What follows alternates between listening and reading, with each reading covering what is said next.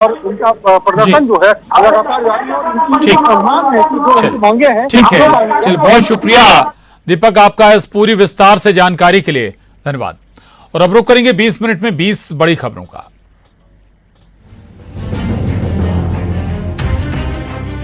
अनुकंपा नियुक्तियों को लेकर 20 अक्टूबर से धरने पर बैठी महिलाओं का सब्र टूट गया। अनुकंपा नियुक्ति की मांग को लेकर धरने पर बैठी महिलाओं ने आज मुंडन कराया।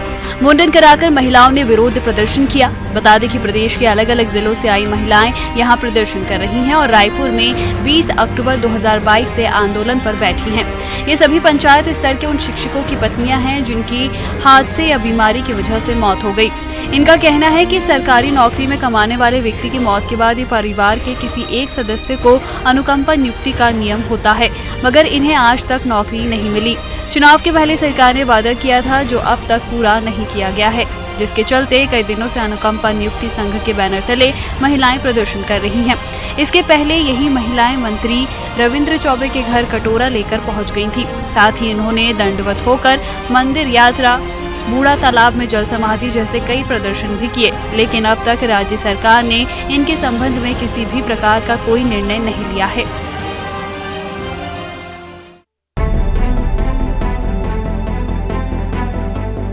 मध्य प्रदेश के मुरैना जिले में चप्पल जूतों के गोदाम में भीषण आग लग गई। चिंगारी से भड़की आग देखते ही देखते विकराल हो गई और फिर सामने था तबाही का मंजर।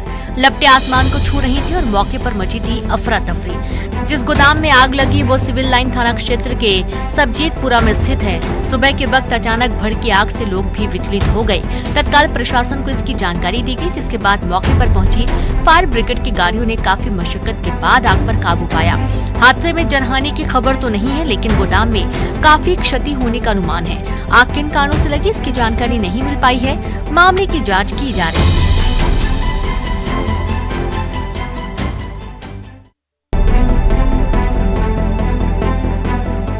यात्रियों को लेकर एक लग्जरी बस छत्तीसगढ़ से रवाना हुई थी। बस में सवार यात्री गुजरात के द्वारका तीर्थ दर्शन के लिए आए थे। दर्शन के बाद अगला पड़ाव सोमनाथ था। बस में सवार होकर सभी लोग रवाना हुए थे कि यात्रियों से भरी बस दुर्घटना का शिकार हो गई। हाईवे से नीचे उतरकर बस खेत में पलट गई। शीशे फूट गए। मौके पर चीख पुकार मच गई। हादसे में एक व्यक्ति की मौत की भी खबर है, जबकि 25 यात्री घायल हो गए। दुर्घटनाग्रस्त बस की तस्वीरें देखिए। शीशे टूटे हुए हैं। आसपास यात्रियों के सामान बिखरे पड़े हैं। घायलों को स्थानीय लोगों की मदद से अस्पताल पहुंचाया गया। मामले की जांच की जा रही है।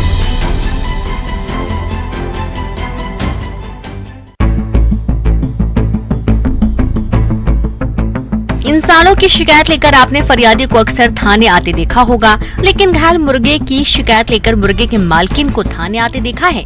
सुनने में अजीब लग रहा होगा ना। दरअसल ये अजीबोगरीब मामला सामने आया है बिलासपुर के रतनपुर से, जहां एक मुर्गे पर किसी ने हमला कर दिया। अब हमला करने के बाद घायल मुर्गे को लेकर महिला पहुंच गई थाने, जहां महिला ने हमलावर के खिलाफ शिकायत दर्ज कराई और पुलिस से आरोपियों के खिलाफ कार्रवाई की मांग की। फिलहाल पुलिस ने दोनों आरोपियों के खिलाफ मामला दर्ज कर लिया है।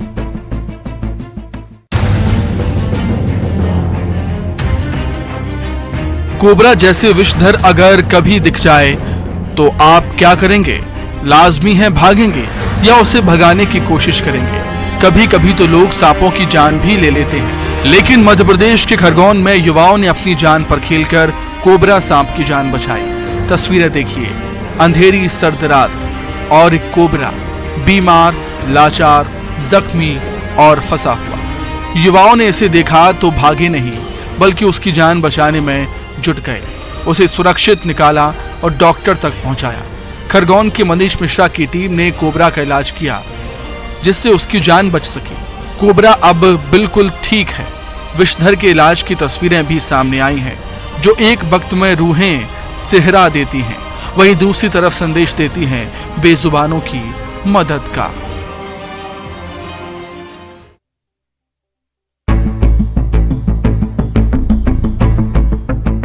जहां यात्रियों का जमावड़ा होता है, जहां लोग एक जगह से दूसरी जगह सुरक्षित यात्रा के लिए पहुंचते हैं, जहां एक वक्त लोगों की आवाजाही लगी रहती है। मध्य प्रदेश के उस रतलाम रेलवे स्टेशन पर बदमाशों ने जमकर उत्पात मचाया। बदमाशों की मारपीट का वीडियो भी सामने आया है। वीडियो में देख सकते हैं कि बदमाश किसी बात को लेकर दो युवकों की जमकर पिटाई कर रहा है। एक बदमाश सरेआम चाकू लहरा रहा है। तस्वीरों में आप देख सकते हैं कि किस तरह बदमाश युवक की पिटाई कर रहा है। हाथों में चाकू की वजह से कोई घटना हो सकती थी। हालांकि मौके पर पहुंचे सीआरपीएफ जवानों ने दोनों बदमाशों को चाकू के साथ पकड़ लिया, जिसके बाद उसे जीआरपी को सौंप दिया गया। बदमाशों पर आर्म्स एक्ट के तहत मामला दर्ज कर जांच शुरू कर दी है।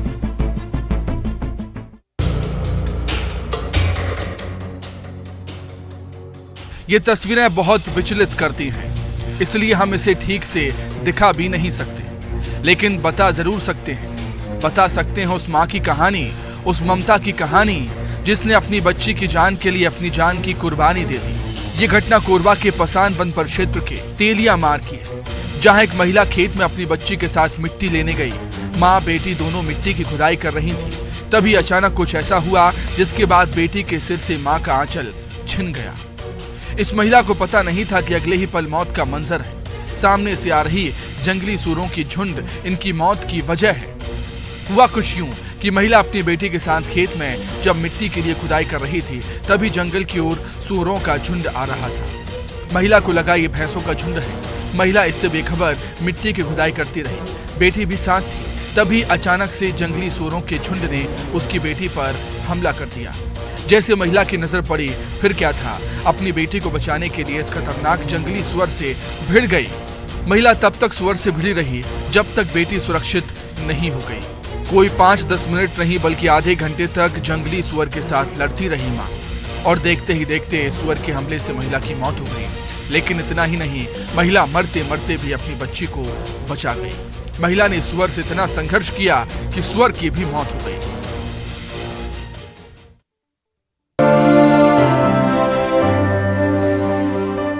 कहने को तो ये स्कूल है, लेकिन जब आप इस स्कूल की तस्वीरें देखेंगे तो आपको कहीं से भी ये स्कूल नजर नहीं आएगा। धमतरी के नगरी इलाके के प्राथमिक शाला पाइक भाटा स्कूल की हालत जर्जर है। छत का प्लास्टर झड़ रहा है और प्लास्टर में से सरिया दिखाई देने लगा है।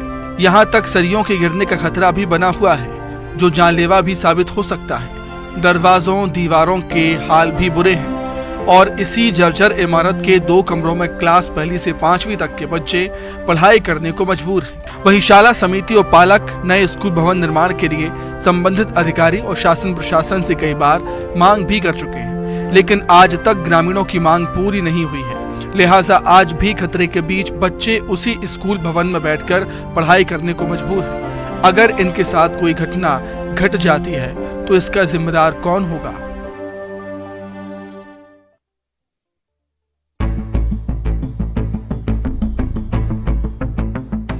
छत्तीसगढ़ में फैले ऑनलाइन सट्टेबाजी ऐप के जाल को तोड़ने के लिए पुलिस लगातार कार्रवाई कर रही है।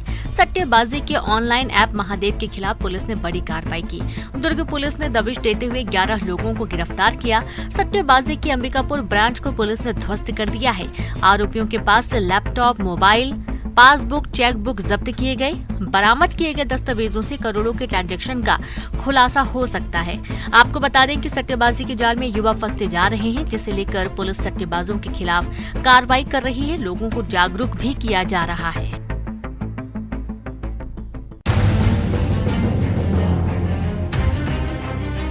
आसमान में दिख रहा हेलीकॉप्टर धीरे धीरे हवाई पट्टी पर उतर रहा है। हवा इतनी तेज है कि आसपास धूल का गुबार साफ दिखाई दे रहा है। दरअसल ये हेलीकॉप्टर शहीद संजय लकड़ा का पार्थिव शरीर लेकर जशपुर पहुंचा। हवाई पट्टी पर मौजूद कलेक्टर, एसपी, विधायक ने शहीद को श्रद्धांजलि दी। श्रद्धांजलि देने के बाद शहीद के पार्थिव शरीर को पौरतेंगा के बामनपुरा लाया गया, जो उनका पैतृक गाँव है। यहीं जवान का नम आंखों के साथ अंतिम संस्कार किया गया। बता दें कि संजय नारायणपुर में हुए आईडी ब्लास्ट में शहीद हो गए थे, जिसके बाद उनके पार्थिव शरीर को हेलीकॉप्टर से जशपुर लाया गया और फिर राजकीय सम्मान के साथ उनका अंतिम संस्कार हुआ।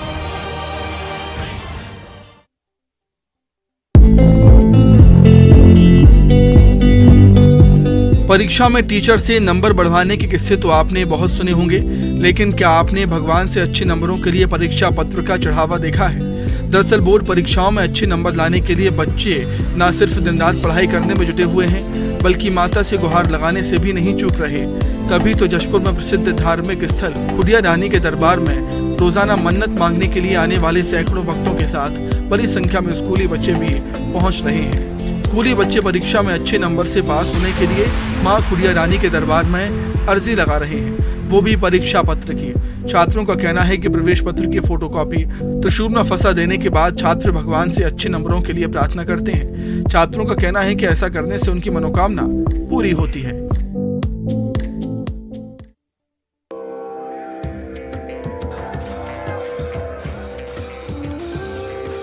उज्जैन का बाबा महाकाल मंदिर विश्वविख्यात है। विश्व प्रसिद्ध ज्योतिर्लिंग बाबा महाकाल का मंदिर श्रद्धालुओं की आस्था का बड़ा केंद्र है। बड़ी संख्या में क्रिकेट खिलाड़ी से लेकर बॉलीवुड एक्टर और राजनीति से जुड़े वीवीआईपी महाकाल के दर्शन करने के लिए मंदिर पहुंचते हैं। इसी कड़ी में इंडियन क्रिकेट टीम के हरफन मौला खिलाड़ी अक्षर पटेल अपनी पत्नी मेहा के साथ महाकाल मंदिर में बाबा के दर्शन के लिए पहुंचे। दोनों भस्म आरती में शामिल हुए और भगवान महाकाल का आशीर्वाद लिया। आपको बता दें, दोनों ने पिछले महीने जनवरी में ही शादी की है। अक्षर पटेल और मेहा ने साथ बैठकर करीब 1 घंटे से अधिक समय नंदी हॉल में बिताया। भस्म आरती के बाद दोनों ने गर्भगृह में जाकर पूजा और अभिषेक किया। पूजा अर्चना के बाद अक्षर पटेल ने बताया कि भस्म आरती में शामिल होकर बहुत अच्छा लगा। शादी के बाद साथ में दर्शन करने का मौका मिला। अपनी भक्ति को मानिए, भगवान भोलेनाथ आपके साथ हैं।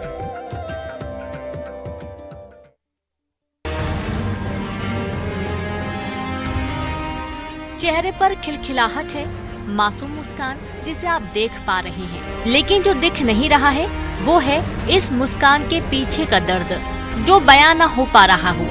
वो है दर्द भरे अल्फाज जो अंदर ही घुटता रहता है। यह है गूंगे होने का दर्द, और अगर अल्फाज बयां भी हुए तो उसे सुना नहीं गया। ये है बहरे होने का दर्द जो ना सुनकर भी सुना सा लगता है।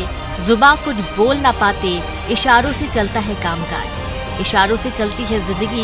ये दर्द भरी कहानी छत्तीसगढ़ के रायगढ़ जिला मुख्यालय से करीब 110 किलोमीटर दूर लालुंगा ब्लॉक अंतर्गत हीरापुर गांव की है, जहां करीब 25 लोग गूंगे और बहरे हैं। 3 साल का बच्चा भी पीड़ित है और 65 साल का बुजुर्ग भी। पीड़ित लोग शिकारी जनजाति के हैं। जंगलों के बीच उनका गांव है। लोग बताते हैं कि उनके पूर्वज तो सामान्य थे, लेकिन इस पीढ़ी में ये बीमारी कहां से आई पता नहीं। अब दर्द का आलम यह है कि गांव में कोई रिश्ता जोड़ना नहीं चाहता।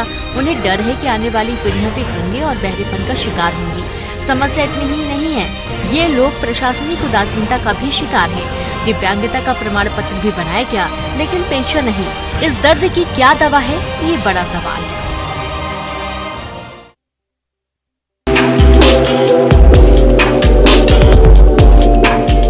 भारत देश को हिंदू राष्ट्र बनाने और छत्तीसगढ़ में हो रहे धर्मांतरण को रोकने के लिए छत्तीसगढ़ के दंतेवाड़ा में स्थित दंतेश्वरी शक्तिपीठ से संतों ने पदयात्रा की शुरुआत की। 4 शक्तिपीठों से पहुंचे संतों ने रायपुर के लिए पदयात्रा शुरू की है। संतों ने दंतेवाड़ा में स्थित मां दंतेश्वरी मंदिर में पूजा अर्चना और हवन करने के बाद यहां से पदयात्रा की शुरुआत की। अब ये यात्रा कोंडागांव पहुंची है।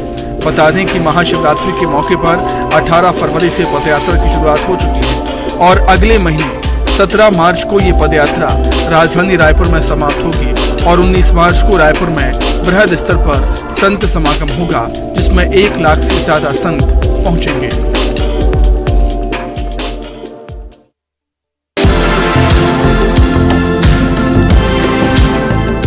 स्कूटी पर सफेद शर्ट पहनी, सफेद कैप लगाए हजारों महिलाएं। ऊपर से इन महिलाओं का उत्साह भी देखते ही बनता है। दरअसल ये मौका था रायपुर में महिलाओं को जागरूक करने के लिए स्कूटी रैली का, जहां अंतर्राष्ट्रीय महिला दिवस के मौके पर इस रैली का आयोजन किया गया। महिला आयोग की अध्यक्ष भी स्कूटर चलाती हुई नजर आई और उनके पीछे महिला एवं बाल विकास विभाग की मंत्री अनिला भेड़िया बैठी हुई नजर आई। इस स्कूटर रैली का मंत्री अनिला भेड़िया ने लुत्फ उठाया। इस स्कूटर रैली में सैकड़ों महिलाएं भी शामिल हुई। काफी महिलाएं अलग अलग परिधान में भी नजर आ रही थी। ये रैली तेलीबांधा तालाब से लेकर आमा नाका तक निकाली गई। महिला दिवस के अवसर पर महिला एवं बाल विकास विभाग अनेक कार्यक्रम आयोजित कर रहा है। 1 मार्च को महिला सुरक्षा और पोषण जागरूकता कार्यशाला का आयोजन किया जाएगा। बीटीआई ग्राउंड में 4 मार्च को राज्य स्तरीय महिला सम्मेलन का समापन होगा।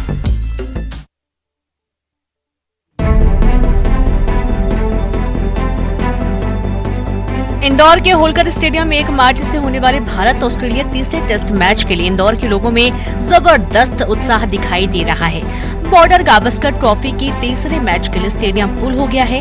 27,000 दर्शकों की क्षमता वाले होलकर स्टेडियम के सभी टिकट बिक चुके हैं। 4 टेस्ट मैचों की टेस्ट श्रृंखला में भारत 2-0 से आगे है और तीसरे टेस्ट के लिए दोनों टीमों के बीच अहम मुकाबला होने जा रहा है। इस मैच के लिए दोनों टीमें इंदौर पहुंच चुकी हैं। कल भारतीय टीम के खिलाड़ियों ने ग्राउंड पर प्रैक्टिस की, जिसमें विराट कोहली, उमेश यादव, शुभमन गिल, मोहम्मद सिराज समेत कई खिलाड़ी चिलचिलाती धूप में अपने विजय रथ को बरकरार रखने के लिए पसीना बहाते नजर आए।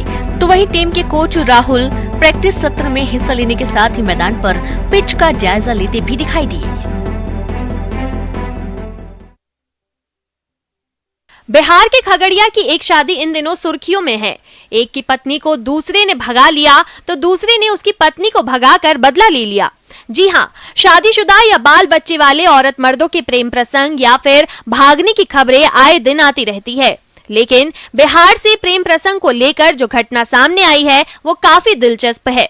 दरअसल इस प्रेम कहानी में प्रेम के साथ साथ बदला वाला भाव भी है। मामला खगड़िया जिले से जुड़ा है, जहां दो शख्स ने एक दूसरे की बीवी से शादी रचा ली।